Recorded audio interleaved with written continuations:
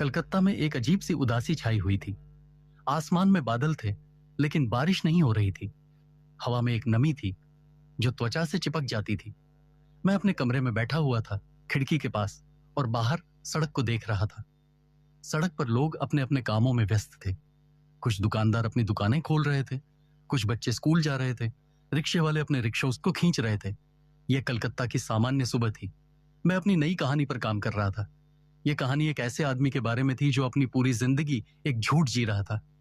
लेकिन मुझे कहानी में आगे बढ़ने में दिक्कत हो रही थी। मुझे समझ नहीं आ रहा था कि वह आदमी अंत में क्या करेगा। क्या वह अपना झूठ स्वीकार करेगा या फिर उसी झूठ में जीता रहेगा। मैं अपनी कलम से कागज पर कुछ लाइनें लिख रहा था, फिर काट रहा था, फिर से लिख रहा था, फिर से काट रहा था। यह सिलसिला कई घंटों से चल रहा था। मुझे लग रहा था कि आज मैं कुछ भी अच्छा नहीं लिख पाऊंगा। तभी मेरे कमरे का दरवाजा खुला। मैंने मुड़कर देखा। यह पुनो था, हमारे घर का नौकर।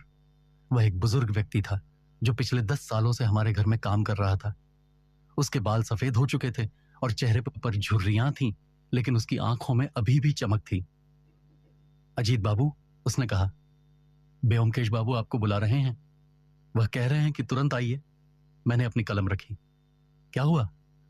कोई मामला आया है? उन्होंने कंधे उचकाए। मुझे नहीं पता बाबू, लेकिन वह काफी गंभीर लग रहे हैं और उनके साथ एक पुलिस का आदमी भी है। पुलिस? मेरी उत्सुकता बढ़ गई। मैंने जल्दी से अपना कुर्ता ठीक किया और ब्योमकेश के कमरे की तरफ चल दिया। ब्योमकेश का कमरा हमारे घर के दूसरे छोर पर था। यह एक बड़ा कमरा था जिसमें 3 बड़ी खिड़कियां थीं। खिड़कियों से बाहर का नजारा दिखता था, कुछ पेड़, कुछ घर और दूर तक फैली सड़कें। कमरे में किताबों की अलमारियां थीं जो दीवारों से लगी हुई थीं। अलमारियों में तरह तरह की किताबें थीं, इतिहास, दर्शन, विज्ञान, साहित्य और रहस्य कथाएं। बीच में एक बड़ी लकड़ी की मेज थी जिस पर हमेशा कुछ न कुछ बिखरा रहता था, कागज, किताबें, पेन और कभी कभी कुछ अजीब चीजें जो ब्योमकेश अपने मामलों से लाते थे। मैंने दरवाजा खटखटाया और अंदर गया। ब्योमकेश अपनी मेज के पीछे बैठे थे। उनके सामने एक पुलिस इंस्पेक्टर बैठा था। मैंने उसे पहले भी देखा था। यह इंस्पेक्टर प्रमोद सरकार थे जो लाल बाजार थाने में तैनात थे। वह लगभग 45 साल के थे, मध्यम कद के, और उनकी मूछें काली और घनी थीं। उनका चेहरा गंभीर था। आइए अजीत बाबू, ब्योमकेश ने मुझे देखकर कहा। बैठिए।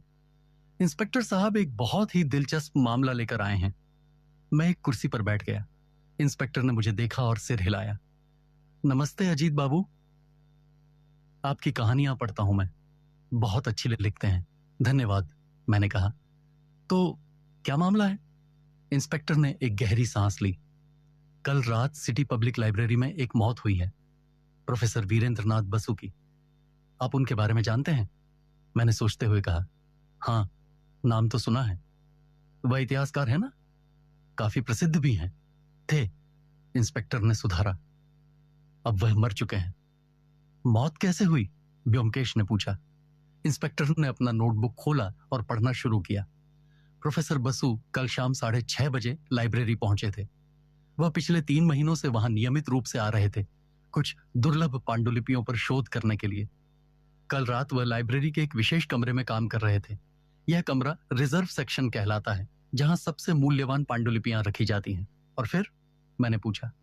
रात 10:30 बजे लाइब्रेरियन शुभांशु घोषाल ने प्रोफेसर को बताया कि वह लाइब्रेरी बंद करने वाले हैं, लेकिन प्रोफेसर ने कहा कि वह कुछ और देर काम करना चाहते हैं। उनके पास मुख्य दरवाजे की चाबी थी तो वह खुद बाहर निकल सकते थे। लाइब्रेरियन चले गए। और आज सुबह? ब्योमकेश ने पूछा।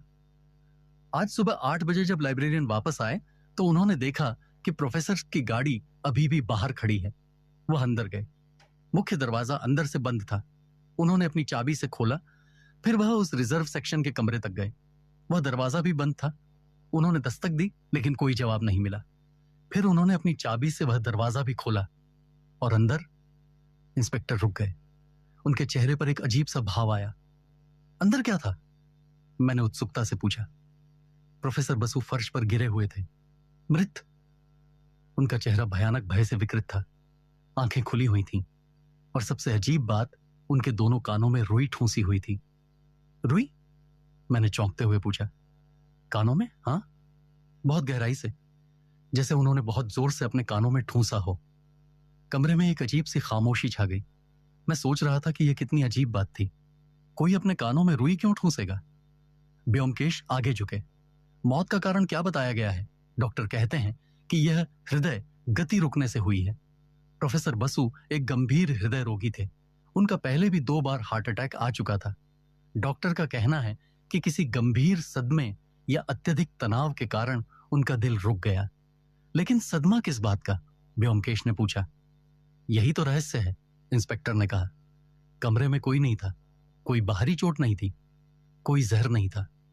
दरवाजा अंदर से बंद था, खिड़की सील बंद थी, कोई छिपने की जगह नहीं थी। यह एक परफेक्ट लॉक्ड रूम है। और वह रुई?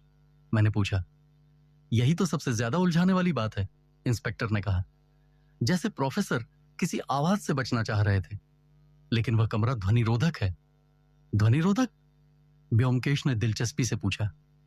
हां, यह कमरा हाल ही में बनाया गया है। पिछले कुछ महीनों से शहर में दुर्लभ पांडुलिपियों की चोरी हो रही थी। तो लाइब्रेरी प्रशासन ने तय किया कि सबसे कीमती पांडुलिपियों को एक विशेष सुरक्षित कमरे में रखा जाए। उन्होंने एक ठेकेदार से यह कमरा बनवाया। दीवारें मोटी हैं, विशेष सामग्री से ढकी हुई हैं जो आवाज को रोकती हैं। खिड़की सील बंद है। यह पूरी तरह ध्वनि रोधक है ताकि चोर बाहर से कुछ सुन न सकें। ब्योमकेश ने सोचते हुए कहा, तो एक ध्वनि रोधक कमरे में, जहां बाहर की कोई आवाज अंदर नहीं आ सकती, वहां किसी अपने कानों में रुई क्यों ठूंसी? यही सवाल मुझे भी परेशान कर रहा है, इंस्पेक्टर ने कहा। इसीलिए मैं आपके पास आया हूं, ब्योमकेश बाबू। यह मामला बहुत अजीब है।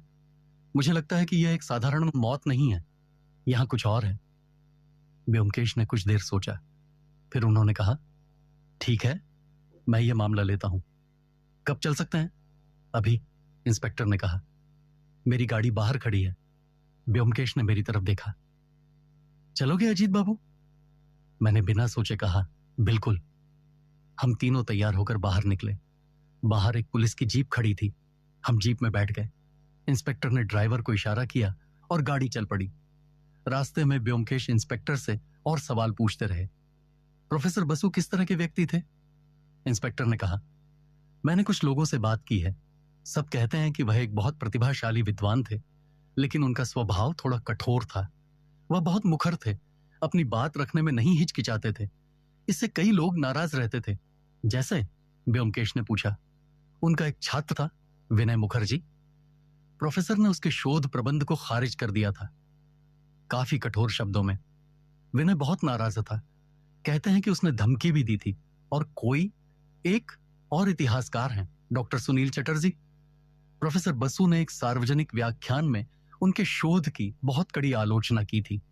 डॉक्टर चटर्जी बहुत अपमानित महसूस कर रहे थे।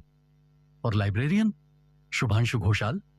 इंस्पेक्टर ने सोचते हुए कहा, वह एक बहुत शांत और व्यवस्थित व्यक्ति हैं। लाइब्रेरी में पिछले 30 सालों से काम कर रहे हैं। सब उन्हें बहुत सम्मान देते हैं। लेकिन लेकिन लेकिन मुझे लगा कि वह प्रोफेसर बसु से ज्यादा खुश नहीं थे। जब मैंने उनसे बात की तो उनके चेहरे पर एक अजीब सा भाव था, जैसे जैसे राहत का भाव हो। ब्योमकेश ने सिर हिलाया लेकिन कुछ नहीं कहा। वह खिड़की से बाहर देख रहे थे, गहरी सोच में डूबे हुए। गाड़ी शहर के बीच से गुजर रही थी। सड़कों पर भीड़ थी, दुकानें खुल चुकी थीं, लोग अपने अपने कामों में लगे थे। ट्राम की घंटियां बज रही थीं, रिक्शे वाले अपने ग्राहकों को आवाज लगा रहे थे। यह कलकत्ता की सामान्य हलचल थी। लेकिन हम एक ऐसी जगह की तरफ जा रहे थे जहां कल रात कुछ असामान्य हुआ था, कुछ रहस्यमय, कुछ भयानक। लगभग 20 मिनट बाद हम सिटी पब्लिक लाइब्रेरी के सामने पहुंचे। यह एक बहुत पुरानी इमारत थी, शायद 100 साल से भी ज्यादा पुरानी। इसकी दीवारें समय के साथ धूसर हो चुकी थीं। जगह जगह दीवारों पर काई जमी हुई थी, लेकिन इमारत की भव्यता अभी भी बाकी थी। सामने बड़े बड़े पत्थर के खंभे थे। एक चौड़ी सीढ़ी थी जो मुख्य दरवाजे तक जाती थी। दरवाजा लकड़ी का था, बहुत मजबूत और भारी, जिस पर खूबसूरत नक्काशी थी। हम गाड़ी से उतरे और सीढ़ियां चढ़कर अंदर गए। दरवाजा खुला हुआ था। अंदर एक बड़ा हॉल था। छत बहुत ऊंची थी, शायद 30 फुट। हॉल के दोनों तरफ लंबी लंबी लकड़ी की अलमारियां थीं जो छत तक जाती थीं। अलमारियों में हजारों किताबें थीं, पुरानी किताबें, नई किताबें, बड़ी किताबें, छोटी किताबें। हवा में किताबों और लकड़ी की एक पुरानी धूल भरी गंध थी। यह गंध मुझे हमेशा से पसंद थी। इसमें इतिहास और ज्ञान की खुशबू थी। हॉल के बीच में एक सुंदर सर्पिल सीढ़ी थी जो ऊपरी मंजिल को जाती थी। सीढ़ी की रेलिंग लोहे की थी जिस पर भी खूबसूरत डिजाइन बने हुए थे। कुछ लोग हॉल में थे, किताबें पढ़ रहे थे या खोज रहे थे। सब बहुत शांत थे। लाइब्रेरी में एक गंभीर विचारशील माहौल था। हमें देखते ही एक व्यक्ति हमारी तरफ आया। ये शुभांशु घोषाल थे, लाइब्रेरियन। वह लगभग 55 साल के थे, मध्यम कद के, दुबले पतले।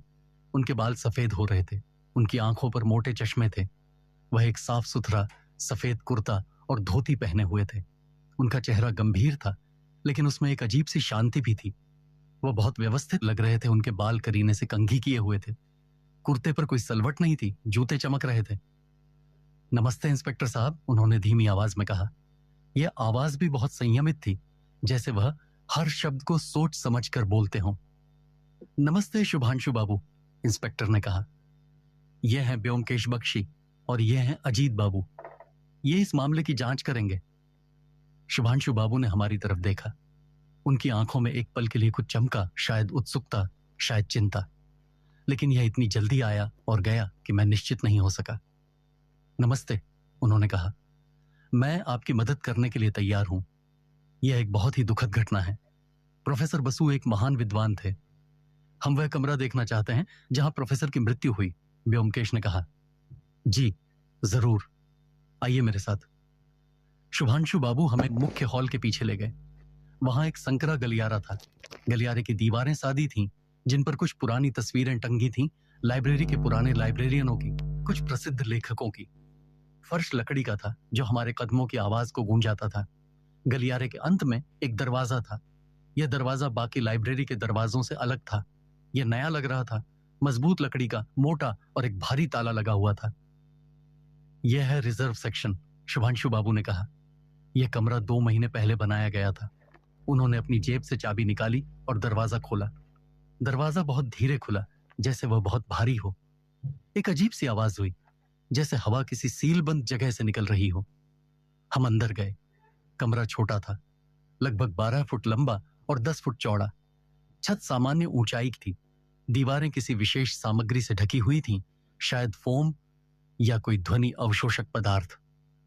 यह सामग्री भूरे रंग की थी और थोड़ी उभरी हुई थी।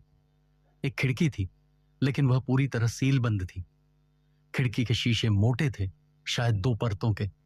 बाहर का कुछ दिख नहीं रहा था क्योंकि शीशों पर धूल जमी हुई थी। कमरे के बीच में एक बड़ी लकड़ी की मेज थी। मेज पुरानी थी लेकिन मजबूत। उस पर कुछ किताबें और कागज बिखरे हुए थे। एक दिया भी था जो अब बुझा हुआ था। मेज के चारों ओर 4 कुर्सियां थीं। दीवारों पर शेल्फ थे जिन पर पुरानी पांडुलिपियां करीने से रखी थीं। पांडुलिपियां अलग अलग आकार की थीं, कुछ छोटी, कुछ बड़ी, कुछ बहुत पुरानी लग रही थीं। उनके पन्ने पीले पड़ चुके थे। कमरे में एक अजीब सी खामोशी थी, जैसे आवाजें यहां आकर मर जाती हों। मैंने अपने कदमों की आवाज सुनने की कोशिश की, लेकिन वह बहुत धीमी थी, लगभग सुनाई नहीं दे रही थी। यह सचमुच एक ध्वनिरोधक कमरा था। फर्श पर, मेज के सामने, चाक से एक निशान बना हुआ था। यह एक शरीर का आकार था, सिर, धड़, हाथ, पैर। यह वह जगह थी जहां प्रोफेसर बसु का शरीर पाया गया था। ब्योमकेश कमरे में धीरे धीरे घूमने लगे। उनकी आंखें हर चीज को देख रही थीं। वह दीवारों को छू रहे थे, शेल्फों को देख रहे थे, खिड़की की जांच कर रहे थे। फिर उन्होंने छत की तरफ देखा। छत सादी थी, सिवाय एक छोटे से वेंटिलेशन ग्रिल के। यह ग्रिल कमरे के एक कोने में था, लगभग 6 इंच चौड़ा और 8 इंच लंबा। यह वेंटिलेशन कब लगाया गया था? ब्योमकेश ने पूछा। जब कमरा बनाया गया, शुभांशु बाबू ने कहा। कमरे को ध्वनिरोधक बनाने के लिए हमने इसे लगभग सीलबंद कर दिया, लेकिन हवा के लिए एक छोटा वेंटिलेशन जरूरी था। यह पाइप ऊपर जाकर छत पर खुलती है। और इसे किसने लगाया? एक ठेकेदार ने। लेकिन मैंने पूरे काम की निगरानी की थी। मैं चाहता था कि सब कुछ परफेक्ट हो। ब्योमकेश ने सिर हिलाया। फिर उन्होंने मेज की तरफ देखा। प्रोफेसर के शरीर की स्थिति कैसी थी? इंस्पेक्टर ने कहा। वह फर्श पर गिरे हुए थे, चेहरा ऊपर की तरफ। दाहिना हाथ छाती पर था, जैसे वह अपने दिल को पकड़ रहे हों। बायां हाथ नीचे लटक रहा था। पैर फैले हुए थे। चेहरे पर भयानक भय के निशान थे। मुंह खुला हुआ था, जैसे वह चिल्ला रहे हों। और आंखें पूरी तरह खुली हुई थीं, बहुत चौड़ी, जैसे उन्होंने कुछ भयानक देखा हो। मैंने इस वर्णन को सुनकर एक सिहरन महसूस की। यह कितना भयानक अनुभव रहा होगा, अकेले एक बंद कमरे में कुछ ऐसा महसूस करना जो इतना डरावना हो कि दिल रुक जाए। और वह रुई? ब्योमकेश ने पूछा। दोनों कानों में, इंस्पेक्टर ने कहा। बहुत गहराई से ठूंसी हुई थी। डॉक्टर ने कहा कि यह प्रोफेसर ने खुद किया होगा, क्योंकि रुई पर उनकी उंगलियों के निशान थे। मतलब उन्होंने खुद अपनी मृत्यु से ठीक पहले अपने कानों में रुई ठूंसी? मैंने पूछा। ऐसा लगता है, इंस्पेक्टर ने कहा। ब्योमकेश मेज के पास गए। उन्होंने मेज पर बिखरी चीजों को ध्यान से देखा। कुछ पांडुलिपियां खुली हुई थीं। उन पर प्राचीन बंगाली लिपि में कुछ लिखा हुआ था। एक नोटबुक भी थी जिसमें प्रोफेसर के हाथ से लिखे नोट्स थे। लिखावट थोड़ी तीखी और जल्दबाजी में लिखी हुई लग रही थी। ब्योमकेश ने नोटबुक उठाई और कुछ पन्ने पलटे। फिर उन्होंने एक पांडुलिपि को देखा। वह कुछ पल तक उसे पढ़ते रहे। फिर उन्होंने मुझसे कहा, अजीत बाबू, तुम संस्कृत जानते हो ना? थोड़ा बहुत, मैंने कहा। यह देखो। उन्होंने मुझे पांडुलिपि दिखाई। मैंने देखा। यह एक पुरानी पांडुलिपि थी, शायद 300-400 साल पुरानी। पन्ने बहुत नाजुक थे। लिखाई संस्कृत में थी, लेकिन बंगाली लिपि में। मैंने पढ़ने की कोशिश की। यह पाल वंश के इतिहास के बारे में है, मैंने कहा। कुछ राजाओं के नाम है, कुछ युद्धों का जिक्र है। और यह? ब्योमकेश ने नोटबुक का एक पन्ना दिखाया। मैंने पढ़ा। प्रोफेसर ने लिखा था, यह दस्तावेज क्रांतिकारी है। अगर यह सच है तो इतिहास को फिर से लिखना होगा। लेकिन कुछ लोग नहीं चाहते कि यह सच सामने आए। मुझे सावधान रहना होगा। यह क्या मतलब? मैंने पूछा। शायद प्रोफेसर को कुछ ऐसा मिला था जो बहुत महत्वपूर्ण था, ब्योमकेश ने कहा। और शायद किसी को इससे परेशानी हो रही थी। आप कहना चाह रहे हैं कि यह हत्या हो सकती है? संभव है, लेकिन फिर सवाल यह है कैसे? यह कमरा पूरी तरह बंद था। कोई अंदर कैसे आया और बाहर कैसे गया? ब्योमकेश ने फिर से कमरे का चक्कर लगाया। वह हर कोने को देख रहे थे, हर दीवार को टटोल रहे थे। फिर उन्होंने फर्श की जांच की, फिर छत की तरफ देखा। मुझे एक सीढ़ी चाहिए, उन्होंने कहा। शुभांशु बाबू बाहर गए और कुछ मिनट बाद एक छोटी सीढ़ी लेकर आए। ब्योमकेश ने सीढ़ी को उस वेंटिलेशन ग्रिल के नीचे रखा। फिर वह सीढ़ी पर चढ़ गए। उन्होंने अपनी जेब से एक छोटा आवर्धक कांच निकाला और ग्रिल को बहुत ध्यान से देखने लगे। कई मिनट तक वह ऐसे ही देखते रहे। फिर वह नीचे उतरे। उनके चेहरे पर एक अजीब सा भाव था, जैसे उन्हें कुछ मिल गया हो, लेकिन वह निश्चित नहीं है। कुछ मिला? इंस्पेक्टर ने पूछा। शायद, ब्योमकेश ने कहा, लेकिन मुझे और जांच करनी होगी। क्या मैं छत पर जा सकता हूं? मुझे वह जगह देखनी है जहां यह वेंटिलेशन पाइप खुलती है। जी जरूर, शुभांशु बाबू ने कहा। हम कमरे से बाहर निकले। शुभांशु बाबू ने दरवाजा बंद किया और ताला लगा दिया। फिर वह हमें सीढ़ियों से ऊपर ले गए। लाइब्रेरी की 2 मंजिलें थीं। पहली मंजिल पर भी किताबों की अलमारियां थीं और कुछ पढ़ने के लिए छोटे कमरे थे। फिर हम एक संकरी सीढ़ी से छत पर पहुंचे। छत सपाट थी। यहां वहां कुछ पुराने फर्नीचर और बक्से रखे हुए थे। छत के किनारों पर एक छोटी दीवार थी। बीच में कुछ पाइप और तार थे। शुभांशु बाबू हमें एक कोने में ले गए। वहां एक पाइप छत से निकल रही थी। यह वही वेंटिलेशन पाइप थी जो उस रिजर्व सेक्शन के कमरे से आती थी। ब्योमकेश ने पाइप को ध्यान से देखा। वह नीचे बैठ गए और हर इंच को जांचने लगे। फिर उन्होंने फिर से अपना आवर्धक कांच निकाला। कुछ देर बाद उन्होंने मुझे बुलाया। अजीत बाबू, जरा यहां आकर देखो। मैं उनके पास गया। उन्होंने पाइप का एक हिस्सा दिखाया। क्या तुम्हें यह जोड़ अजीब नहीं लगता? मैंने ध्यान से देखा। पाइप के बीच में लगभग 2 फुट ऊपर एक जोड़ था। यह जोड़ बाकी पाइप से थोड़ा अलग लग रहा था, जैसे यह बाद में जोड़ा गया हो। हाँ, मैंने कहा, यह नया लगता है। बिल्कुल सही, ब्योमकेश ने कहा। और देखो, यहां वेल्डिंग के निशान हैं। उन्होंने आवर्धक कांच से वह जगह दिखाई। मैंने देखा। सच में बहुत सूक्ष्म रूप से वेल्डिंग के निशान थे, जैसे किसी ने बहुत सावधानी से यहां कुछ काम किया हो। ब्योमकेश ने शुभांशु बाबू की तरफ देखा। यह पाइप कब लगाई गई थी? जब कमरा बनाया गया, लगभग 2 महीने पहले। और क्या इसमें कोई मरम्मत हुई थी? कोई बदलाव? शुभांशु बाबू ने सोचा। नहीं, मुझे नहीं लगता। मैंने तो कोई मरम्मत नहीं करवाई। तो यह जोड़ कब बना? ब्योमकेश ने पूछा। शुभांशु बाबू ने पाइप को ध्यान से देखा। उनके चेहरे पर थोड़ी घबराहट आई। मुझे नहीं पता। शायद ठेकेदार ने शुरू में ही ऐसे बनाया होगा। शायद, ब्योमकेश ने कहा, लेकिन उनकी आवाज में शक था। हम वापस नीचे आए। ब्योमकेश ने शुभांशु बाबू से कहा, मुझे आपसे कुछ सवाल पूछने हैं। जी, जरूर। आइए मेरे कार्यालय में। शुभांशु बाबू का कार्यालय मुख्य हॉल के एक कोने में था।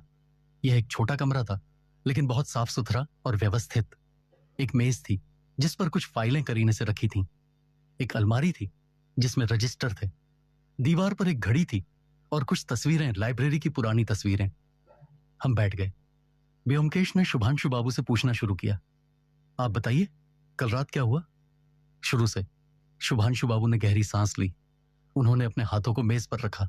मैंने देखा कि उनके हाथ बहुत साफ और व्यवस्थित थे। नाखून कटे हुए थे। कोई गंदगी नहीं थी। प्रोफेसर बसु पिछले 3 महीनों से यहां नियमित आ रहे थे। उन्होंने शुरू किया। वह हमारी दुर्लभ पांडुलिपियों पर शोध कर रहे थे, खासकर पाल वंश के इतिहास पर। हमारे पास उस समय के कुछ बहुत दुर्लभ दस्तावेज हैं जो और कहीं नहीं मिलते। वह किस तरह काम करते थे? ब्योमकेश ने पूछा। शुभांशु बाबू ने एक पल रुककर कहा, वह बहुत मेहनती थे। पूरी तरह अपने काम में डूब जाते थे। कभी कभी तो घंटों तक एक ही जगह बैठे रहते थे, पांडुलिपियों को पढ़ते हुए। उनका स्वभाव कैसा था? शुभांशु बाबू ने फिर रुककर सोचा। उनके चेहरे पर एक अजीब सा भाव आया, जैसे वह कुछ कहना चाहते हो लेकिन कह नहीं पा रहे हो। वह एक प्रतिभाशाली विद्वान थे, उन्होंने आखिरकार कहा। लेकिन लेकिन ब्योमकेश ने आगे बढ़ाया। शुभांशु बाबू ने अपनी आवाज नीची करके कहा, लेकिन उनका स्वभाव थोड़ा कठोर था। वह अपने काम में इतने डूब जाते थे कि आसपास की चीजों का ध्यान नहीं रखते थे। आप और स्पष्ट कहें, ब्योमकेश ने कहा। शुभांशु बाबू ने एक गहरी सांस ली। मैंने देखा कि उनके हाथ हल्के से कांप रहे थे। वह पुस्तकों के साथ लापरवाही बरतते थे। पन्ने जोर से पलटते थे। कभी कभी तो लगता था जैसे वह पन्ने फाड़ देंगे। और वह जोर जोर से नोट्स पढ़ते थे, खुद से बातें करते थे, लगातार खांसते रहते थे। कभी कभी तो वह इतना शोर करते थे कि उनकी आवाज कांप गई। उन्होंने अपने आप को संभाला। कि क्या? ब्योमकेश ने धीरे से पूछा। कि यह लाइब्रेरी की शांति भंग होती थी, शुभांशु बाबू ने कहा। उनकी आवाज में एक दबी हुई झुंझलाहट थी। आप समझते हैं ना, लाइब्रेरी एक पवित्र स्थान है। यहां शांति होनी चाहिए। ज्ञान की खोज में शांति बहुत जरूरी है। लेकिन प्रोफेसर बसु, वह रुक गए। उनके चेहरे पर एक अजीब सा भाव था, जैसे वह कुछ याद कर रहे हों, कुछ दुखद, कुछ दर्दनाक। ब्योमकेश ने कुछ पल इंतजार किया। फिर उन्होंने पूछा, तो आपको उनके व्यवहार से परेशानी होती थी? शुभांशु बाबू ने तुरंत अपने आप को संभाला। नहीं नहीं, मेरा मतलब है, हाँ, थोड़ी असुविधा तो होती थी, लेकिन वह एक महान विद्वान थे। उनका शोध महत्वपूर्ण था। मैं उनका सम्मान करता था, लेकिन मैंने देखा कि जब वह यह कह रहे थे तो उनकी आंखें कुछ और कह रही थीं। उनमें एक दबा हुआ गुस्सा था, एक पुरानी नाराजगी। ब्योमकेश ने भी यह देखा, लेकिन उन्होंने इस विषय को वहीं छोड़ दिया। ठीक है, अब कल रात की बात बताइए। शुभांशु बाबू ने फिर से अपने हाथों को मेज पर रखा। प्रोफेसर साहब शाम 6:30 बजे आए थे। मैंने उन्हें रिजर्व सेक्शन का कमरा खोल कर दिया। वह अपनी पांडुलिपियों के साथ काम करने लगे। मैं अपने कार्यालय में था। रात 10 बजे मैं उन्हें बताने गया कि मैं लाइब्रेरी बंद करने वाला हूं। आपने उनसे क्या कहा? मैंने कहा कि समय हो गया है, लेकिन उन्होंने कहा कि वह कुछ और देर काम करना चाहते हैं। उनके पास मुख्य दरवाजे की चाबी थी, तो वह खुद बाहर निकल सकते थे। मैंने कहा ठीक है। मैंने उनसे पूछा कि क्या उन्हें कुछ चाहिए? उन्होंने कहा नहीं। फिर मैं चला गया। आपने उन्हें अकेला छोड़ दिया? हाँ। यह पहली बार नहीं था। वह कई बार रात को देर तक यहां रुकते थे। उन्हें यहां काम करना पसंद था। और फिर मैंने लाइब्रेरी का मुख्य दरवाजा बंद किया, लेकिन ताला नहीं लगाया, ताकि प्रोफेसर साहब बाहर जा सकें। फिर मैं 10:30 बजे घर चला गया। आपका घर कहाँ है? यहां से 5 मिनट की दूरी पर, पास की गली में। और सुबह 7:30 बजे मैं उठा। 8 बजे तक मैं नहा धोकर तैयार हो गया। फिर मैं लाइब्रेरी आया। जब मैं प्रोफेसर बसु का घर शहर के एक शांत इलाके में था। यह बल्लीगंज का इलाका था, जहां बड़े बड़े पुराने घर थे, चौड़ी सड़कें थीं और दोनों तरफ पेड़ लगे हुए थे। यह इलाका शहर की भीड़ भाड़ से थोड़ा अलग था, ज्यादा शांत और सभ्य। प्रोफेसर का घर एक 2 मंजिला इमारत थी, पुरानी बंगाली स्थापत्य शैली में बनी हुई। बाहर एक छोटा बगीचा था, जिसमें कुछ फूलों के पौधे और एक बड़ा आम का पेड़ था। घर की दीवारें सफेद रंग की थीं, लेकिन जगह जगह रंग उतर गया था। एक लोहे का गेट था जो खुला हुआ था। हम गेट से अंदर गए और मुख्य दरवाजे तक पहुंचे। दरवाजा लकड़ी का था जिस पर एक पीतल की घंटी लगी थी। इंस्पेक्टर ने घंटी बजाई। कुछ ही पलों में दरवाजा खुला। एक मध्यम आयु की महिला सामने खड़ी थी। वह सफेद साड़ी पहने हुई थी। उनके चेहरे पर गहरे दुख के निशान थे। आंखें सूजी हुई थीं, जैसे वह बहुत रोई हों। यह मीरा देवी थीं, प्रोफेसर बसु की पत्नी।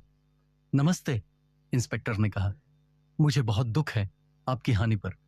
हम कुछ सवाल पूछने आए हैं। मीरा देवी ने सिर हिलाया। उन्होंने अपनी साड़ी के पल्लू से आंसू पोंछे।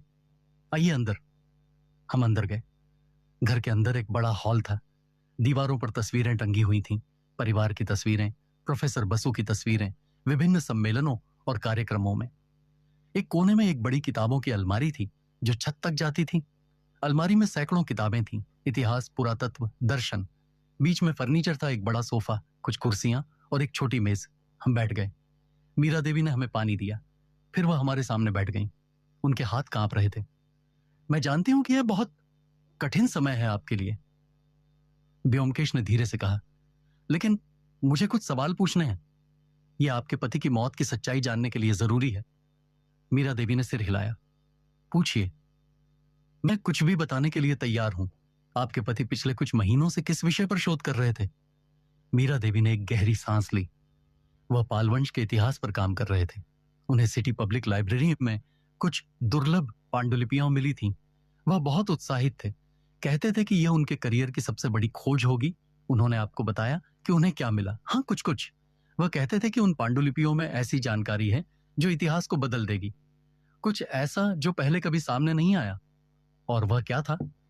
मीरा देवी ने सोचते हुए कहा, वह पूरी तरह स्पष्ट नहीं बताते थे, लेकिन उन्होंने कहा था कि पालवंश के एक राजा के बारे में कुछ ऐसी जानकारी मिली है जो मौजूदा इतिहास से बिल्कुल अलग है और इससे कुछ प्रभावशाली परिवारों की प्रतिष्ठा पर असर पड़ सकता है। कौन से परिवार, यह उन्होंने नहीं बताया, लेकिन मुझे लगता था कि वह थोड़े चिंतित थे। चिंतित किस बात से? मीरा देवी ने अपनी आवाज नीची करके कहा। पिछले कुछ हफ्तों से उन्हें कुछ अजीब फोन आ रहे थे। रात को जब वह फोन उठाते तो दूसरी तरफ से कोई कुछ नहीं बोलता था, बस खामोशी। फिर फोन कट जाता था। यह कब से शुरू हुआ? लगभग 3 हफ्ते पहले। पहले तो हमने सोचा कि शायद गलत नंबर है, लेकिन यह रोज होने लगा। कभी रात 10 बजे, कभी 11 बजे, कभी आधी रात को। मेरे पति परेशान होने लगे थे। उन्होंने पुलिस को बताया? नहीं। वह कहते थे कि यह शायद कोई मजाक है, लेकिन मैं देख रही थी कि वह चिंतित हैं। और कुछ, कोई और अजीब घटना? मीरा देवी ने सोचा। हाँ, एक बार लगभग 2 हफ्ते पहले मेरे पति जब लाइब्रेरी से लौट रहे थे तो उन्हें लगा कि कोई उनका पीछा कर रहा है। उन्होंने मुड़कर देखा, लेकिन कोई नहीं था। लेकिन उन्हें यह एहसास बार बार हुआ जैसे कोई उन पर नजर रख रहा हो। व्योमकेश ने ध्यान से सुना। और उनके दुश्मन? किसी से दुश्मनी थी? मीरा देवी ने एक उदास मुस्कान दी। मेरे पति बहुत मुखर थे। वह अपनी बात साफ साफ कहते थे। इससे कुछ लोग नाराज रहते थे, लेकिन दुश्मन? मुझे नहीं लगता कि किसी को इतनी नफरत थी कि वह... उनकी आवाज टूट गई। वह रोने लगी। हम कुछ पल चुप रहे। फिर व्योमकेश ने पूछा, क्या मैं आपके पति का अध्ययन कक्ष देख सकता हूं? मीरा देवी ने आंसू पोंछे। हाँ, जरूर। ऊपर है, मैं आपको दिखाती हूं। हम सीढ़ियों से ऊपर गए। ऊपर की मंजिल पर 3 कमरे थे। मीरा देवी ने एक कमरे का दरवाजा खोला। यह है उनका अध्ययन कक्ष। हम अंदर गए। यह एक बड़ा कमरा था जिसमें 3 बड़ी खिड़कियां थीं। खिड़कियों से धूप अंदर आ रही थी। कमरे में किताबों की अलमारियां थीं जो सभी दीवारों पर लगी थीं। हजारों किताबें थीं, पुरानी, नई, मोटी, पतली। बीच में एक बड़ी लकड़ी की मेज थी। मेज पर कागज, किताबें और कुछ पांडुलिपियों की फोटोकॉपी बिखरी हुई थी। एक टाइपराइटर भी था। कमरे में किताबों और स्याही की गंध थी। व्योमकेश ने मेज के पास जाकर कागजों को देखना शुरू किया। वह बहुत ध्यान से हर चीज को देख रहे थे। मैं भी पास गया और कुछ कागजों को देखने लगा। यहां प्रोफेसर बसु के नोट्स थे। उनकी लिखावट थोड़ी तीखी थी, लेकिन पढ़ी जा सकती थी। मैंने एक पन्ना पढ़ा। यह पांडुलिपि पालवंश के राजा महिपाल के बारे में नई जानकारी देती है। मौजूदा इतिहास के अनुसार महिपाल एक महान और धर्मपरायण राजा थे, लेकिन यह दस्तावेज कुछ और कहता है। इसके अनुसार महिपाल ने अपने भाई की हत्या करके सिंहासन हासिल किया था और उन्होंने अपने अपराध को छिपाने के लिए सभी सबूत नष्ट कर दिए थे। यह जानकारी बहुत संवेदनशील है क्योंकि कलकत्ता के कुछ सबसे प्रभावशाली परिवार अपने आप को महिपाल के वंशज मानते हैं। अगर यह सच सामने आया तो उनकी प्रतिष्ठा पर बहुत बुरा असर पड़ेगा। मुझे इस पर और शोध करना होगा, लेकिन मुझे लग रहा है कि कुछ लोग नहीं चाहते कि यह सच सामने आए। मैंने यह पढ़कर ब्योमकेश को दिखाया। उन्होंने ध्यान से पढ़ा। फिर उन्होंने मीरा देवी से पूछा, आप जानती हैं कि यह कौन से परिवार हैं? मीरा देवी ने सोचते हुए कहा, शायद रायचौधरी परिवार। वे कलकत्ता के सबसे पुराने और प्रभावशाली परिवारों में से एक हैं। उनके पूर्वज पालवंश के राजाओं से जुड़े हुए थे। वे अपने वंश पर बहुत गर्व करते हैं। और प्रोफेसर बसु का इस परिवार से कोई संपर्क था? हाँ, रायचौधरी परिवार के मुखिया राजेंद्र रायचौधरी एक इतिहास प्रेमी हैं। उन्होंने अपने परिवार के इतिहास पर कई किताबें लिखी हैं। मेरे पति ने कुछ महीने पहले उनसे मुलाकात की थी अपने शोध के सिलसिले में। और वह मुलाकात कैसी रही? मीरा देवी ने एक अजीब भाव से कहा। मेरे पति ने बताया कि राजेंद्र बाबू बहुत घमंडी और अहंकारी हैं। उन्हें लगता है कि उनका परिवार किसी राजघराने से कम नहीं। जब मेरे पति ने उन्हें बताया कि वह पालवंश पर शोध कर रहे हैं, तो राजेंद्र बाबू ने कहा कि अगर कुछ भी ऐसा मिले जो उनके परिवार के सम्मान को ठेस पहुंचाए तो उसे प्रकाशित नहीं किया जाना चाहिए। मतलब वह धमकी दे रहे थे शायद। मेरे पति ने कहा कि राजेंद्र बाबू बहुत गुस्से में थे। उन्होंने कहा कि वह ऐसा कुछ भी बर्दाश्त नहीं करेंगे जो उनके पूर्वजों की बदनामी करे। ब्योमकेश ने सोचते हुए सिर हिलाया। फिर उन्होंने मेज पर बिखरे कागजों को फिर से देखा। कुछ और नोट्स, कुछ पांडुलिपियों की फोटोकॉपी और एक डायरी। ब्योमकेश ने डायरी उठाई। यह एक छोटी काली रंग की डायरी थी। उन्होंने इसे खोला और पढ़ना शुरू किया। कुछ पन्ने पलटे, फिर एक जगह रुके। यह देखिए, उन्होंने मुझसे कहा। मैंने देखा। यह पिछले हफ्ते की तारीख थी। प्रोफेसर बसु ने लिखा था, आज फिर वह फोन आया, आधी रात को। मैंने उठाया, लेकिन दूसरी तरफ से कोई बोला नहीं। बस एक अजीब सी सांस लेने की आवाज थी। फिर फोन कट गया। मुझे डर लगने लगा है। शायद मुझे यह शोध बंद कर देना चाहिए, लेकिन नहीं, मैं एक विद्वान हूं। सच को सामने लाना मेरा कर्तव्य है, चाहे जो हो जाए। कल मैं लाइब्रेरी में देर रात तक रुकूंगा। मुझे उस आखिरी पांडुलिपि को पूरा पढ़ना है। उसमें जरूर कुछ और सबूत होंगे। यह आखिरी एंट्री थी। उसके बाद के पन्ने खाली थे। ब्योमकेश ने मीरा देवी से पूछा, क्या आपके पति को कोई हृदय की बीमारी थी? हाँ, मीरा देवी ने कहा। उन्हें 5 साल पहले पहला हार्ट अटैक आया था, फिर 3 साल पहले दूसरा। डॉक्टर ने चेतावनी दी थी कि उन्हें बहुत सावधान रहना होगा, तनाव से बचना होगा। लेकिन मेरे पति अपने काम में इतने डूबे रहते थे कि वह अपनी सेहत का ध्यान नहीं रखते थे। वह कोई दवाई लेते थे? हाँ, रोज, दिल के लिए। डॉक्टर ने कहा था कि यह बहुत जरूरी है। ब्योमकेश ने कुछ और सवाल पूछे। फिर हमने मीरा देवी को धन्यवाद दिया और बाहर निकल आए। गाड़ी में बैठते हुए मैंने ब्योमकेश से पूछा, आप क्या सोच रहे हैं? ब्योमकेश ने खिड़की से बाहर देखते हुए कहा, यह मामला जितना सरल दिख रहा था उतना है नहीं। यहां कई परतें हैं। पहली परत एक बीमार आदमी की मौत, दूसरी परत एक विवादास्पद शोध, तीसरी परत कुछ प्रभावशाली लोग जो नहीं चाहते कि सच सामने आए, और चौथी परत मैंने पूछा। हो रुई, वह ध्वनि रोधक कमरा और वह वेंटिलेशन पाइप में वह अजीब जोड़, ये सब कुछ मिलकर एक तस्वीर बना रहे हैं, लेकिन वह तस्वीर अभी धुंधली है। इंस्पेक्टर ने पूछा, तो अब हम क्या करेंगे? अब हम राजेंद्र राय चौधरी से मिलेंगे, ब्योमकेश ने कहा, और उनसे कुछ असहज सवाल पूछेंगे। राजेंद्र राय चौधरी का घर अलीपुर में था। यह कलकत्ता का सबसे महंगा और प्रतिष्ठित इलाका था। बड़े बड़े बंगले, चौड़ी सड़कें और हर तरफ हरियाली। यहां के रहने वाले शहर के सबसे अमीर और प्रभावशाली लोग थे। राय चौधरी का बंगला बहुत बड़ा था, शायद 2 एकड़ में फैला हुआ। सामने एक विशाल बगीचा था जिसमें रंग बिरंगे फूल खिले हुए थे, फव्वारे थे, संगमरमर की मूर्तियां थीं। एक लंबा ड्राइववे था जो मुख्य इमारत तक जाता था। इमारत 3 मंजिला थी, सफेद रंग की, जिस पर सुनहरे रंग के डिजाइन बने हुए थे। बड़े बड़े खंभे थे। ये किसी राजमहल जैसा लग रहा था। गेट पर एक चौकीदार खड़ा था। उसने हमें रोका। इंस्पेक्टर ने अपना परिचय दिया। चौकीदार ने अंदर फोन किया। कुछ मिनट बाद उसने हमें अंदर आने की अनुमति दी। हम ड्राइववे से होकर मुख्य दरवाजे तक पहुंचे। दरवाजे पर एक नौकर हमारा इंतजार कर रहा था। वह हमें अंदर ले गया। अंदर का दृश्य और भी भव्य था। एक विशाल हॉल था जिसकी छत पर झूमर लटक रहे थे। फर्श संगमरमर का था, इतना चमकदार कि उसमें हमारी परछाई दिख रही थी। दीवारों पर महंगी पेंटिंग्स थीं, कोनों में प्राचीन मूर्तियां थीं। महंगा फर्नीचर था, सोफा, कुर्सियां, मेजें, हर चीज ऐश्वर्य और शक्ति का प्रदर्शन कर रही थी। नौकर ने हमें एक कमरे में बिठाया। राजेंद्र बाबू अभी आ रहे हैं, कृपया प्रतीक्षा करें। हम बैठ गए। कमरे में एक अजीब सी खामोशी थी। बाहर की कोई आवाज यहां नहीं आ रही थी, जैसे यह जगह दुनिया से अलग हो। लगभग 10 मिनट बाद राजेंद्र राय चौधरी अंदर आए। वह लगभग 60 साल के थे, लेकिन बहुत तंदुरुस्त लग रहे थे। लंबे कद के, सीधी कमर। उनके बाल पूरी तरह सफेद थे, लेकिन घने। चेहरा गोरा और तीखे नैन नक्श। वह एक महंगा सूट पहने हुए थे। उनकी उंगली में एक बड़ी अंगूठी थी जिसमें एक हीरा जड़ा हुआ था। उनके चेहरे पर एक अहंकार था, जैसे वह खुद को बाकी लोगों से बेहतर समझते हों। नमस्ते, उन्होंने कहा। उनकी आवाज गहरी और अधिकारपूर्ण थी।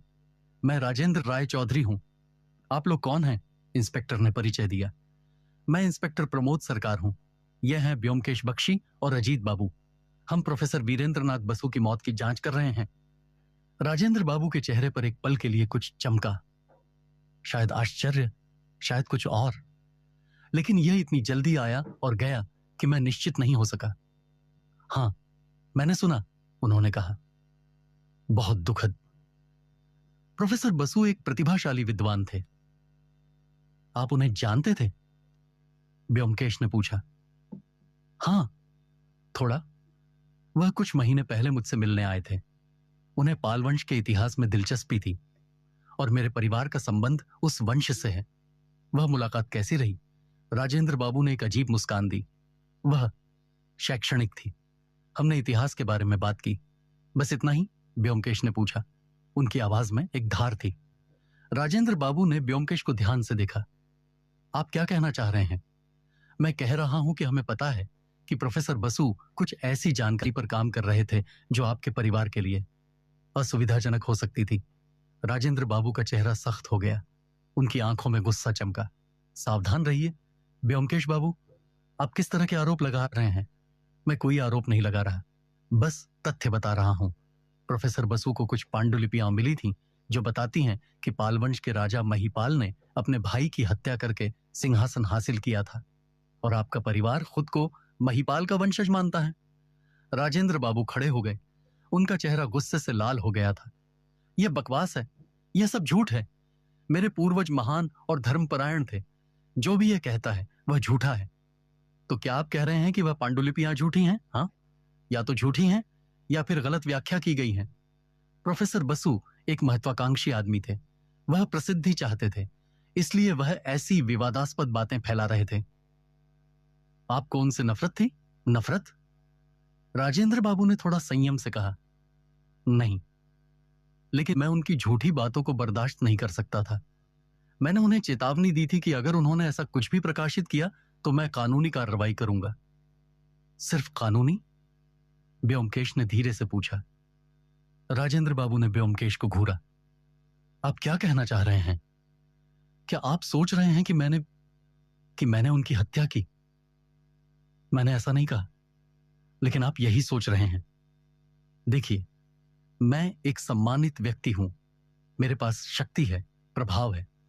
अगर मुझे किसी को रोकना होता तो मैं कानूनी तरीके से रोकता। मुझे हत्या करने की जरूरत नहीं है। तो फिर प्रोफेसर बसु को वह फोन कॉल कौन कर रहा था? वह धमकियां कौन दे रहा था? मुझे नहीं पता, और मैं यह भी नहीं मानता कि कोई उन्हें धमकी दे रहा था। शायद यह उनकी कल्पना थी। ब्योमकेश ने कुछ देर राजेंद्र बाबू को देखा। फिर उन्होंने पूछा, कल रात आप कहां थे? घर पर, अपनी पत्नी और बेटे के साथ? कोई गवाह? मेरा पूरा परिवार और मेरे घर के नौकर। क्या यह काफी नहीं? ब्योमकेश ने सिर हिलाया। अभी के लिए ठीक है, लेकिन हो सकता है कि हमें फिर से बात करनी पड़े। राजेंद्र बाबू ने गुस्से से कहा। जब भी आपको जरूरत हो आ सकते हैं, लेकिन याद रखिए मेरे पास बहुत अच्छे वकील हैं। अगर आपने मुझ पर बिना सबूत के आरोप लगाए तो मैं आप सबके खिलाफ कार्रवाई करूंगा। हम उठे और बाहर निकल आए। जब हम गाड़ी में बैठे तो इंस्पेक्टर ने कहा, बहुत घमंडी आदमी है। हाँ, ब्योमकेश ने कहा, और बहुत गुस्सैल भी। लेकिन क्या वह हत्यारा है? यह अभी कहना मुश्किल है। आपको क्या लगता है? मैंने पूछा। मुझे लगता है कि राजेंद्र बाबू के पास मोटिव तो है। वह नहीं चाहते थे कि प्रोफेसर बसु की खोज सामने आए, लेकिन मेथड, वो लॉक्ड रूम, वो रुई, यह सब राजेंद्र बाबू जैसे सीधे और अहंकारी आदमी की स्टाइल नहीं लगती। अगर उन्हें प्रोफेसर को मारना होता तो वह ज्यादा सीधा तरीका अपनाते। तो फिर हमें और लोगों से मिलना होगा, उस छात्र से विनय मुखर्जी से, और उस दूसरे इतिहासकार से डॉक्टर सुनील चटर्जी से। इंस्पेक्टर ने ड्राइवर को इशारा किया। पहले विनय मुखर्जी के पास चलते हैं, वह काली घाट में रहता है। गाड़ी चल पड़ी। हम फिर से शहर की भीड़ भाड़ में थे। सड़कें तंग थीं, लोगों की भीड़ थी, शोर था। यह अलीपुर की शांति और ऐश्वर्य से बिल्कुल अलग था। विनय एत मुखर्जी का घर एक छोटी गली में था। यह एक 3 मंजिला पुरानी इमारत थी। दीवारों का रंग उतर गया था, सीढ़ियां टूटी फूटी थीं। हम तीसरी मंजिल पर चढ़े। एक छोटा सा दरवाजा था जिस पर विनय मुखर्जी का नाम लिखा हुआ था। इंस्पेक्टर ने दस्तक दी। कुछ देर बाद दरवाजा खुला। एक युवक सामने खड़ा था, लगभग 25-26 साल का, दुबला पतला, लंबे बाल, चेहरे पर एक अजीब सी उदासी और गुस्सा। वह एक पुराना कुर्ता और पायजामा पहने हुआ था। जी? उसने पूछा। इंस्पेक्टर ने परिचय दिया। हम प्रोफेसर बसु की मौत की जांच कर रहे हैं, हमें आपसे कुछ सवाल पूछने हैं। विनय के चेहरे पर एक अजीब भाव आया। प्रोफेसर बसु? वह मर गए? आपको नहीं पता था? नहीं, मैं अखबार नहीं पढ़ता। क्या हुआ? कल रात लाइब्रेरी में उनकी मौत हो गई। विनय कुछ देर चुप रहा, फिर उसने कहा, अंदर आइए। हम अंदर गए। कमरा बहुत छोटा था। एक पलंग, एक मेज, कुछ किताबों के शेल्फ। दीवारें सादी थीं। खिड़की से बाहर दूसरी इमारतों की दीवारें दिख रही थीं। कमरे में एक गरीबी और निराशा का माहौल था। हम जहां जगह मिली बैठ गए। विनय पलंग पर बैठा। ब्योमकेश ने पूछा, आप प्रोफेसर बसु को जानते थे? विनय ने कड़वाहट से कहा, हाँ, वह मेरे गाइड थे। मैं उनकी देखरेख में पीएचडी कर रहा था। कर रहे थे? मतलब अब नहीं। नहीं, उन्होंने मेरा शोध प्रबंध खारिज कर दिया। कहा कि यह स्तर के अनुकूल नहीं है।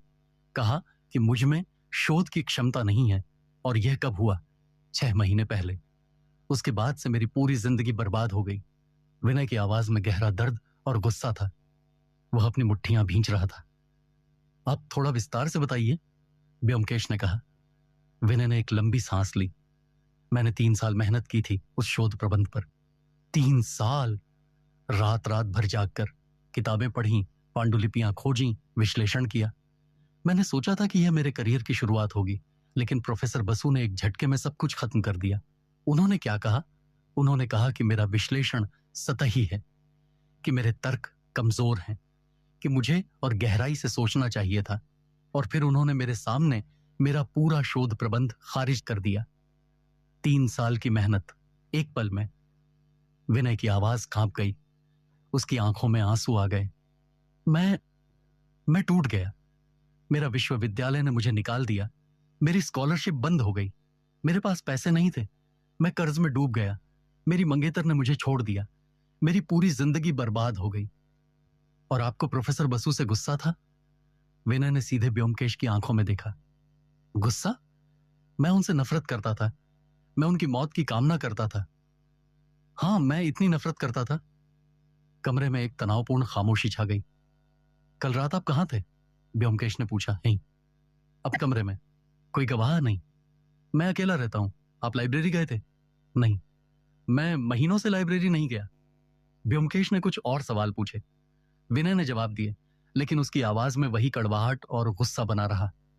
आखिरकार हम उठे और बाहर आने लगे। दरवाजे पर ब्योमकेश ने पूछा, एक आखिरी सवाल, क्या आप खुश हैं कि प्रोफेसर बसु मर गए? विनय ने एक अजीब मुस्कान दी। खुश? मैं नहीं जानता, शायद। कम से कम अब वह और किसी की जिंदगी तो बर्बाद नहीं करेंगे। हम बाहर निकल आए। सीढ़ियों से उतरते हुए इंस्पेक्टर ने कहा, यह लड़का बहुत गुस्से में है और उसके पास मोटिव भी है। हाँ, ब्योमकेश ने कहा, लेकिन फिर वही सवाल कैसे? वह लॉक्ड रूम में कैसे गया और कैसे निकला? और वह तरीका यह इतना जटिल है कि मुझे शक है कि विनय जैसा एक निराश और टूटा हुआ युवक ऐसा कर सकता है। हम गाड़ी में बैठे। अब हमें डॉक्टर सुनील चटर्जी से मिलना था। डॉक्टर चटर्जी का घर भवानीपुर में था। यह एक अच्छा इलाका था, न बहुत अमीर न बहुत गरीब। उनका घर एक 2 मंजिला इमारत थी जो साफ सुथरी और अच्छी हालत में थी। हमने दरवाजे की घंटी बजाई। एक नौकर ने दरवाजा खोला और हमें अंदर बुलाया। हम एक बैठक में ले जाए गए। यह एक साफ सुथरा कमरा था जिसमें अच्छा फर्नीचर था। दीवारों पर प्रमाण पत्र और पुरस्कार लटके हुए थे। एक अलमारी में किताबें थीं। कुछ ही मिनटों में डॉक्टर सुनील चटर्जी अंदर आए। वह लगभग 50 साल के थे, मध्यम कद के, गो चेहरा, मोटे चश्मे पहने हुए। वह एक साफ धुला कुर्ता पायजामा पहने हुए थे। उनका चेहरा शांत था लेकिन आंखों में एक तीक्ष्णता थी। नमस्ते, उन्होंने कहा। आप लोग कौन हैं? इंस्पेक्टर ने परिचय दिया। डॉक्टर चटर्जी के चेहरे पर एक अजीब भाव आया। प्रोफेसर बसु की मौत, मैंने सुना, बहुत दुखद। आप उनको जानते थे? ब्योमकेश ने पूछा। हाँ, हम दोनों इतिहासकार थे, एक ही क्षेत्र में काम करते थे, कई बार मिलते थे सम्मेलनों में, सेमिनारों में। आपके संबंध कैसे थे? डॉक्टर चटर्जी ने एक पल रुककर कहा, व्यावसायिक, हम सहकर्मी थे, बस इतना ही। डॉक्टर चटर्जी ने ब्योमकेश को ध्यान से देखा। आप क्या जानना चाहते हैं?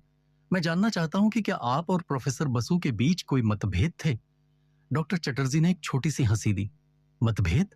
हाँ, थे। हम अक्सर असहमत होते थे। किस बारे में? इतिहास की व्याख्या के बारे में। प्रोफेसर बसु बहुत कट्टर थे। वह मानते थे कि उनकी व्याख्या ही सही है। दूसरों की राय को वह महत्व नहीं देते थे। और आपने इसे कैसे लिया? डॉक्टर चटर्जी के चेहरे पर एक क्षोभ का भाव आया। पहले तो मैंने सोचा कि यह सिर्फ उनका स्वभाव है, लेकिन फिर उन्होंने मेरे शोध की सार्वजनिक रूप से आलोचना की, एक व्याख्यान में, मेरे सामने, सैकड़ों लोगों के सामने। यह कब हुआ? लगभग 8 महीने पहले। कलकत्ता विश्वविद्यालय में एक सेमिनार था। मैंने अपना शोध प्रस्तुत किया। यह पालवंश के धार्मिक रीति रिवाजों के बारे में था। मैंने बहुत मेहनत की थी, लेकिन जब मेरी प्रस्तुति खत्म हुई तो प्रोफेसर बसु खड़े हुए और उन्होंने भी मेरे पूरे शोध को उन्होंने उसे तुच्छ बताया। डॉक्टर चटर्जी की आवाज में दर्द था। वह उस दिन को याद कर रहे थे। उन्होंने क्या कहा? उन्होंने कहा कि मेरा शोध सतही है, कि मैंने प्राथमिक स्रोतों को गलत तरीके से समझा है, कि मेरे निष्कर्ष बेतुके हैं। और यह सब उन्होंने इतने कठोर शब्दों में कहा कि मैं अपमानित महसूस कर रहा था। हर कोई मुझे देख रहा था। कुछ लोग मुस्कुरा रहे थे। मैं वहां से भागना चाहता था। और फिर मैंने जवाब देने की कोशिश की, लेकिन प्रोफेसर बसु ने मुझे बोलने नहीं दिया। उन्होंने कहा कि आपको और पढ़ाई करनी चाहिए डॉक्टर चटर्जी। आप अभी इस क्षेत्र के लिए तैयार नहीं हैं। यह सुनकर मुझे इतना गुस्सा आया कि मैं बोल नहीं सका। आपने क्या किया? मैं चुपचाप वहां से चला गया। घर आकर मैं रोया। हाँ, एक 50 साल का आदमी रोया, क्योंकि मेरी पूरी प्रतिष्ठा जो मैंने 20 साल में बनाई थी, एक दिन में नष्ट हो गई थी। तो आपको प्रोफेसर बसु से बहुत गुस्सा था? डॉक्टर चटर्जी ने सीधे ब्योमकेश की आंखों में देखा। गुस्सा? हाँ, मैं उनसे बहुत नाराज था। मैं चाहता था कि उन्हें सबक मिले, लेकिन हत्या नहीं। मैं एक विद्वान हूं, हत्यारा नहीं। कल रात आप कहां थे? घर पर, अपनी पत्नी के साथ। हम रात को जल्दी सो गए, लगभग 10 बजे। आपकी पत्नी इसकी गवाही दे सकती हैं? हाँ, बिल्कुल। ब्योमकेश ने कुछ और सवाल पूछे। फिर हम उठे और बाहर आ गए। गाड़ी में बैठते हुए मैंने ब्योमकेश से पूछा, अब क्या? ब्योमकेश ने सोचते हुए कहा, अब हमारे पास 3 संदिग्ध हैं। राजेंद्र राय चौधरी, जो नहीं चाहते थे कि प्रोफेसर की खोज सामने आए। विनय मुखर्जी, जिसकी जिंदगी प्रोफेसर ने बर्बाद कर दी। और डॉक्टर सुनील चटर्जी, जिन्हें प्रोफेसर ने सार्वजनिक रूप से अपमानित किया। तीनों के पास मोटिव है, लेकिन तरीका? मैंने पूछा। वही तो समस्या है। वह लॉक्ड रूम, वह रुई। यह सब एक बहुत ही जटिल योजना। उभांशु बाबू ने लाइट जलाई। एक मध्यम रोशनी कमरे में फैल गई। ब्योमकेश फिर से कमरे में घूमने लगे। वह बहुत ध्यान से हर चीज को देख रहे थे, दीवारें, फर्श, छत, खिड़की। वह मेज के पास गए और वहां बिखरे कागजों को फिर से देखा। फिर उन्होंने फर्श पर बने उस चाक के निशान को देखा जहां प्रोफेसर का शरीर पाया गया था। शुभांशु बाबू, उन्होंने कहा, जब आपने प्रोफेसर को पाया था तो उनकी ठीक ठीक स्थिति क्या थी? बहुत विस्तार से बताइए। शुभांशु बाबू ने आंखें बंद करके याद करने की कोशिश की। वह यहां गिरे हुए थे। उन्होंने फर्श पर इशारा किया, चेहरा ऊपर की तरफ। दाहिना हाथ छाती पर था, बायां हाथ नीचे फैला हुआ था, पैर थोड़े मुड़े हुए थे। चेहरे पर एक भयानक भय का भाव था। मुंह खुला हुआ था, जीभ थोड़ी बाहर निकली हुई थी, आंखें बहुत चौड़ी खुली हुई थी, और वह रुई दोनों कानों में, बहुत गहराई से। मैंने पहली बार में नहीं देखा, लेकिन जब मैं पास गया तो मुझे दिखा कमरे में और कुछ, कोई अजीब गंध, कोई आवाज। शुभांशु बाबू ने सोचा। नहीं, बस एक अजीब सी खामोशी थी, इतनी गहरी खामोशी कि मुझे डर लगा। ब्योमकेश ने सिर हिलाया। फिर वह फिर से सीढ़ी लेकर आए और उस वेंटिलेशन ग्रिल के पास पहुंचे। वह सीढ़ी पर चढ़ गए और ग्रिल को बहुत ध्यान से देखने लगे। कई मिनट तक वह ऐसे ही देखते रहे। फिर उन्होंने अपनी जेब से एक पेचकस निकाला। यह क्या कर रहे हैं आप? इंस्पेक्टर ने पूछा। मैं इस ग्रिल को खोलना चाहता हूं, ब्योमकेश ने कहा। उन्होंने ग्रिल के स्क्रू खोलने शुरू किए। कुछ मिनट की मेहनत के बाद ग्रिल खुल गया। नीचे एक गोल पाइप दिख रहा था जो ऊपर छत की तरफ जा रहा था। ब्योमकेश ने पाइप के अंदर झांका। फिर उन्होंने अपनी टॉर्च निकाली और पाइप को रोशनी से देखा। वह कुछ देर ऐसे ही देखते रहे। फिर अचानक उनके चेहरे पर एक अजीब भाव आया, जैसे उन्हें कुछ मिल गया हो, कुछ बहुत महत्वपूर्ण। अजीत बाबू, उन्होंने मुझे बुलाया, जरा यहां आकर देखो। मैं सीढ़ी पर चढ़ा। ब्योमकेश ने मुझे टॉर्च दी। इस पाइप के अंदर देखो, ध्यान से। मैंने पाइप के अंदर देखा। पहले तो मुझे कुछ नहीं दिखा, लेकिन फिर मैंने ध्यान से देखा। पाइप की अंदरूनी दीवार पर कुछ निशान थे, बहुत हल्के निशान, जैसे किसी चीज ने पाइप को रगड़ा हो। यह क्या है? मैंने पूछा। यह, ब्योमकेश ने कहा, यह उस चीज के निशान हैं जो इस पाइप के अंदर थी। कुछ ऐसा जो ऊपर से नीचे आया और फिर वापस ऊपर गया। लेकिन क्या? यही तो मुझे पता करना है। ब्योमकेश सीढ़ी से उतरे। फिर उन्होंने शुभांशु बाबू से कहा, मुझे फिर से छत पर जाना है अभी। हम सब छत पर गए। अब शाम का अंधेरा गहरा हो रहा था। शुभांशु बाबू ने एक टॉर्च लाई। हम उस वेंटिलेशन पाइप के पास पहुंचे। ब्योमकेश ने पाइप को फिर से ध्यान से देखा। वह जोड़ जो उन्हें पहले मिला था उसे फिर से जांचा। फिर उन्होंने अपने पेचकस से उस जोड़ को टटोला। यह देखिए, उन्होंने कहा, यह जोड़ बहुत सावधानी से बनाया गया है, लेकिन यह अलग हो सकता है। उन्होंने जोड़ को खोलने की कोशिश की। थोड़ी मेहनत के बाद जोड़ खुल गया। पाइप दो हिस्सों में अलग हो गया और अंदर अंदर एक छोटा सा उपकरण था।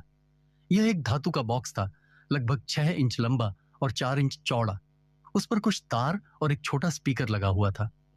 ब्योमकेश ने बहुत सावधानी से उस उपकरण को निकाला। उन्होंने इसे ध्यान से देखा।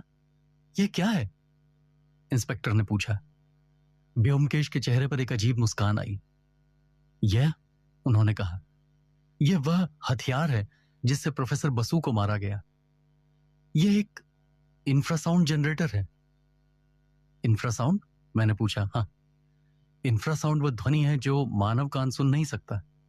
यह बहुत कम आवृत्ति की ध्वनि है, लेकिन हालांकि हम इसे सुन नहीं सकते, यह हमारे शरीर को प्रभावित करती है। यह हमारे अंगों, खासकर छाती और हृदय पर सीधा प्रभाव डालती है।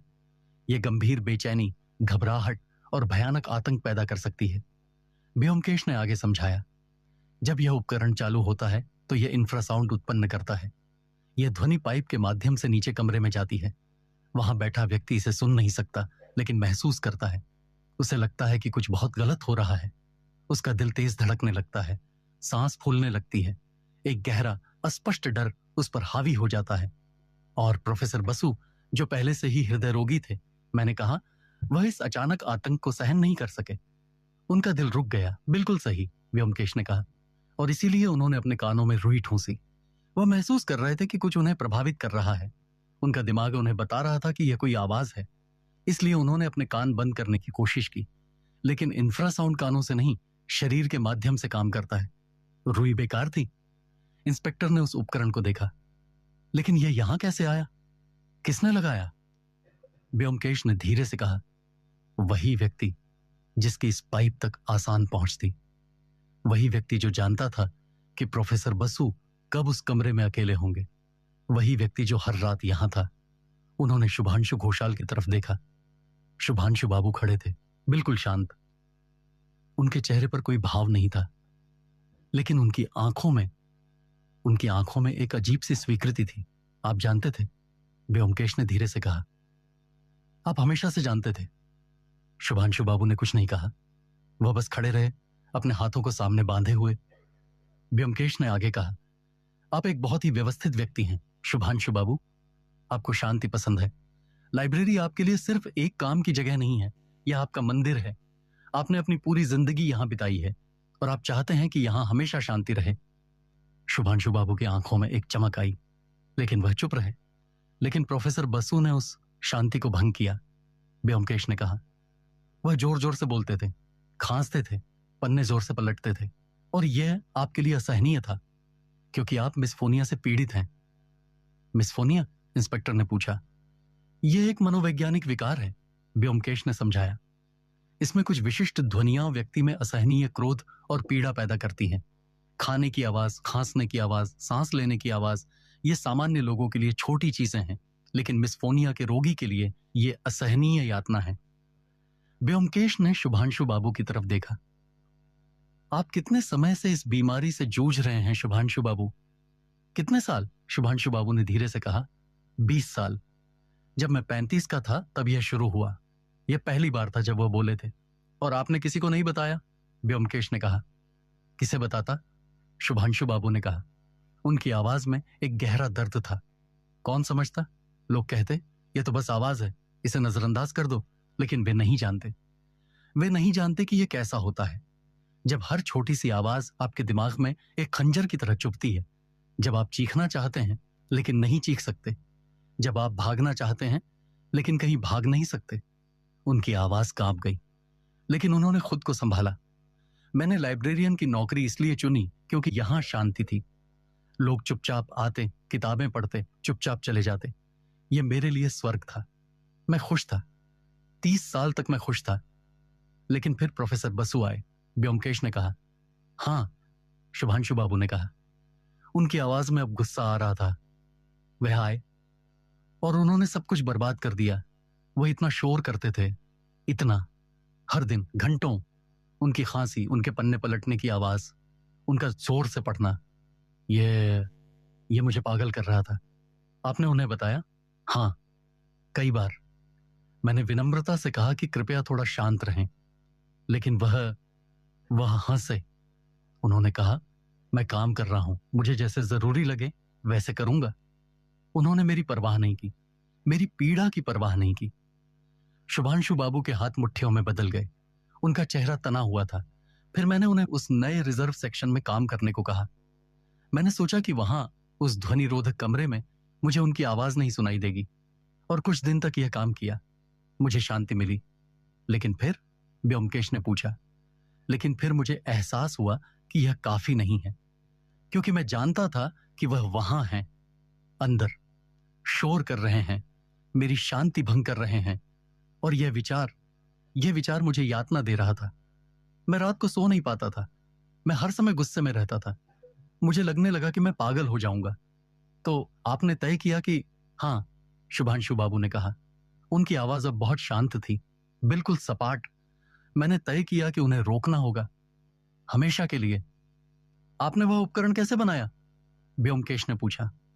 मैंने पढ़ा था, शुभांशु बाबू ने कहा। मैं बहुत पढ़ता हूं। मैंने इंफ्रासाउंड के बारे में पढ़ा था, कैसे यह मनुष्य को प्रभावित करता है, कैसे यह डर और घबराहट पैदा करता है। मुझे लगा कि यह सही तरीका होगा। कोई हिंसा नहीं, कोई खून नहीं, बस एक शांत मौत। आपने पाइप में वह जोड़ कब बनाया? लगभग 1 महीने पहले। एक रात जब सब चले गए थे, मैंने छत पर जाकर पाइप को काटा और उस उपकरण को अंदर फिट किया। फिर बहुत सावधानी से जोड़ को वेल्ड किया। मुझे पता था कि अगर कोई ध्यान से नहीं देखेगा तो यह दिखेगा नहीं। और उपकरण को चालू कैसे करते थे? एक रिमोट से। मैंने एक छोटा वायरलेस कंट्रोल बनाया था। मैं नीचे से अपने कार्यालय से इसे चालू कर सकता था। ब्योमकेश ने सिर हिलाया। तो कल रात जब प्रोफेसर बसु अकेले उस कमरे में थे, आपने उपकरण चालू किया? कितनी देर तक? लगभग 20 मिनट, शुभांशु बाबू ने कहा। मैं जानता था कि उनकी हृदय की समस्या है। मैंने सोचा कि अगर वह काफी देर तक उस इंफ्रासाउंड के संपर्क में रहें तो शायद उनका दिल रुक जाएगा। और ऐसा ही हुआ। और आपको कोई पछतावा नहीं? ब्योमकेश ने पूछा। शुभांशु बाबू ने एक लंबी सांस ली। पछतावा? मुझे नहीं पता। मैं जानता हूं कि मैंने जो किया वह गलत था।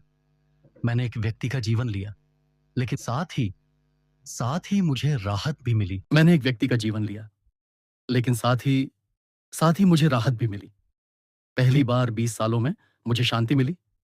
वह शोर रुक गया, वह यातना खत्म हुई। कमरे में एक गहरी खामोशी छा गई। हम सब चुप थे। इंस्पेक्टर भी, जो आमतौर पर बहुत बोलते थे, चुप थे। फिर ब्योमकेश ने धीरे से कहा, शुभांशु बाबू, मुझे आपकी पीड़ा समझ आती है। मैं जानता हूं कि मिसफोनिया एक वास्तविक और गंभीर बीमारी है, और मैं समझता हूं कि प्रोफेसर बसु ने आपके साथ असंवेदनशीलता से व्यवहार किया। लेकिन हत्या हत्या कभी जायज नहीं हो सकती। आपको मदद लेनी चाहिए थी, डॉक्टर के पास जाना चाहिए था, पुलिस को बताना चाहिए था। मैं जानता हूं, शुभांशु बाबू ने कहा, लेकिन उस समय मुझे और कुछ नहीं सूझा। मैं बस चाहता था कि वह शोर रुक जाए, किसी भी तरह। इंस्पेक्टर ने आगे बढ़कर शुभांशु बाबू का हाथ पकड़ा। शुभांशु बाबू, आप गिरफ्तार हैं प्रोफेसर वीरेंद्रनाथ बसु की हत्या के आरोप में। शुभांशु बाबू ने कोई विरोध नहीं किया। उन्होंने चुपचाप अपना सिर झुका दिया। उनके चेहरे पर एक अजीब सी शांति थी, जैसे एक बोझ उतर गया हो। हम सब नीचे उतरे। लाइब्रेरी अब बंद हो चुकी थी। बाहर अंधेरा हो गया था। सड़क पर कुछ स्ट्रीट लाइट्स जल रही थीं। जब शुभांशु बाबू को पुलिस की गाड़ी में बैठाया जा रहा था, तब उन्होंने एक बार पीछे मुड़कर लाइब्रेरी को देखा। उनकी आंखों में एक गहरा दुख था। मैंने अपनी पूरी जिंदगी इस जगह को दी, उन्होंने धीरे से कहा। मैं सिर्फ इसकी शांति को बचाना चाहता था। गाड़ी चल पड़ी। हम वहीं खड़े रहे, देखते हुए। बहुत दुखद, इंस्पेक्टर ने कहा। एक बीमार आदमी, एक त्रासदी। हाँ, ब्योमकेश ने कहा। यह एक त्रासदी है, दो लोगों की त्रासदी। प्रोफेसर बसु, जो एक महान विद्वान थे लेकिन असंवेदनशील थे, और शुभांशु घोषाल, जो एक बीमार व्यक्ति थे लेकिन किसी ने उनकी मदद नहीं की।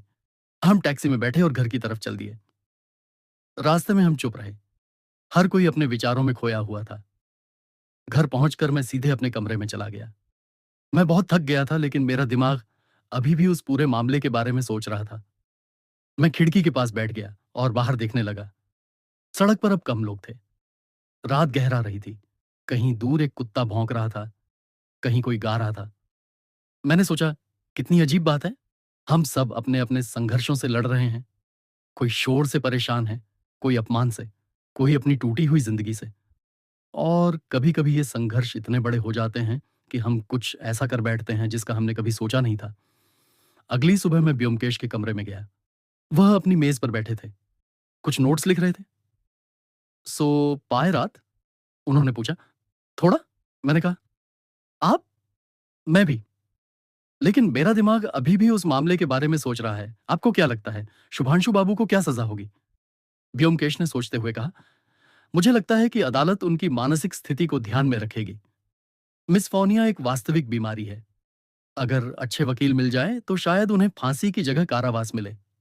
शायद किसी मानसिक चिकित्सा संस्थान में भेजा जाए। और प्रोफेसर बसु एक महान विद्वान थे, लेकिन वह एक असंवेदनशील इंसान भी थे। उन्होंने कभी यह सोचने की कोशिश नहीं की कि उनका व्यवहार दूसरों को कैसे प्रभावित करता है। और आखिरकार इसी की कीमत उन्हें अपनी जान देकर चुकानी पड़ी।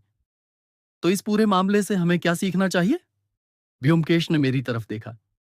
हमें यह सीखना चाहिए कि संवेदनशीलता बहुत महत्वपूर्ण है, कि हर किसी की अपनी लड़ाइयां हैं, कि जो चीजें हमारे लिए छोटी हैं वे किसी और के लिए बहुत बड़ी हो सकती हैं, और कि अगर हम एक दूसरे के प्रति थोड़े अधिक संवेदनशील हों तो शायद बहुत सी त्रासदियां टल सकती हैं। मैंने सिर हिलाया। यह सच था। अगले कुछ हफ्तों में यह मामला अखबारों में छाया रहा। लोग इस अजीब हत्या के बारे में बात करते रहे। कुछ लोगों ने शुभांशु बाबू के लिए सहानुभूति जताई, कहा कि वह एक बीमार व्यक्ति थे और उन्हें मदद की जरूरत थी। दूसरों ने कहा कि कोई बीमारी हत्या को माफ नहीं करती। मुकदमा कई महीनों तक चला। अदालत ने शुभांशु घोषाल को दोषी पाया, लेकिन उनकी मानसिक स्थिति को देखते हुए उन्हें फांसी की जगह आजीवन कारावास की सजा दी गई। उन्हें एक मानसिक चिकित्सा संस्थान में भेजा गया, जहां उन्हें इलाज मिलेगा। प्रोफेसर बसु का शोध अधूरा रह गया। उनकी पत्नी मीरा देवी ने सारे कागजात एक विश्वविद्यालय को दान कर दिए। शायद कभी कोई और विद्वान उस काम को पूरा करेगा। और सिटी पब्लिक लाइब्रेरी, वह आज भी वही है, अपनी पुरानी भव्यता के साथ। एक नया लाइब्रेरियन नियुक्त किया गया, एक युवा उत्साही व्यक्ति जो किताबों से प्यार करता है। उस रिजर्व सेक्शन का कमरा अब फिर से खुल गया है। नया वेंटिलेशन सिस्टम लगाया गया है, लेकिन मुझे बताया गया कि बहुत कम लोग उस कमरे में देर तक रुकना पसंद करते हैं। शायद वहां अभी भी उस रात की छाया है। शायद नहीं, शायद यह सिर्फ लोगों का मन है। कुछ महीनों बाद मुझे शुभांशु बाबू से एक चिट्ठी मिली, उस मानसिक चिकित्सा संस्थान से जहां वह रखे गए थे। चिट्ठी बहुत छोटी थी। प्रिय अजीत बाबू, मुझे पता है कि आप व्योमकेश बाबू के साथ मेरे मामले की जांच में शामिल थे। मैं आपको धन्यवाद देना चाहता हूं कि आपने मेरी पीड़ा को समझने की कोशिश की। मैं यह नहीं कह रहा कि मैंने जो किया वह सही था। मैं हर दिन उस पल को याद करता हूं और पछताता हूं। प्रोफेसर बसु एक महान विद्वान थे। उनका जीवन मूल्यवान था।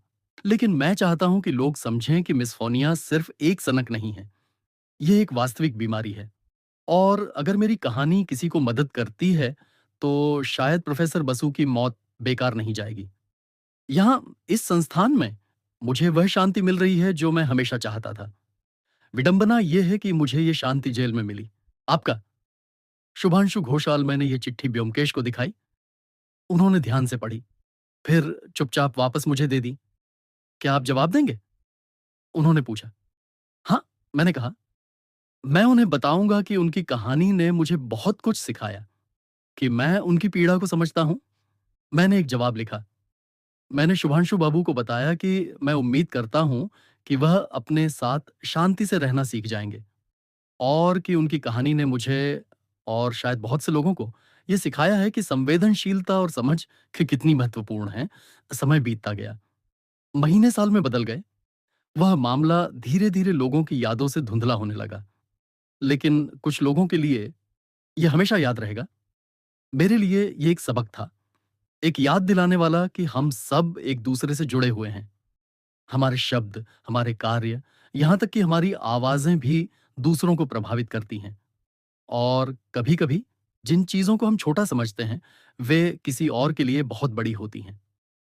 ब्योमकेश बख्शी ने एक बार मुझसे कहा था, अजीत बाबू, एक सत्यान्वेषी का काम सिर्फ सच ढूंढना नहीं है। उसका काम सच के पीछे की कहानी को समझना भी है। और यह थी मौन का हत्यारा की कहानी। एक ऐसी कहानी जो हमें सिखाती है कि कभी-कभी सबसे बड़ा शोर वह नहीं होता जो हम सुनते हैं, बल्कि वह होता है जो हम अनसुना कर देते हैं। किसी की चुपचाप मदद की गुहार। कई साल बाद जब मैं फिर से उस लाइब्रेरी के पास से गुजरा, तो मैं कुछ पल के लिए रुका। इमारत वैसी ही खड़ी थी, पुरानी, भव्य और गरिमामय। अंदर लोग किताबें पढ़ रहे थे।